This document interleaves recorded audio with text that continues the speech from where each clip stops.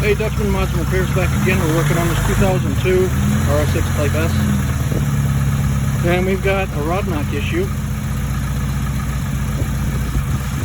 Obviously, until we actually get the engine apart, we won't be able to confirm that, but you can hear.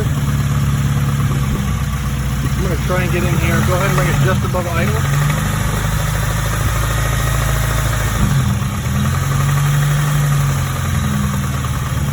You hear that?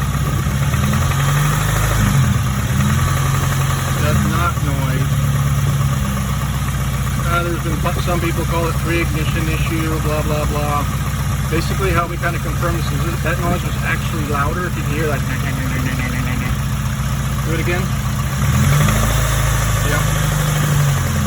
So that sound effect by me was a freebie. That won't cost you anything. But anyhow, we put some higher octane fuel in the car, 91 and 93, and actually put octane boost in.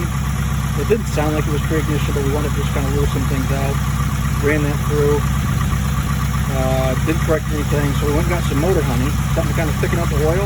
So if it was a rod bearing, that should kind of help a little with the viscosity and the cushion in the rod bearing. We should have a different noise. We'll still have the knock, but it won't be as sharp. It'll get a little duller sounding.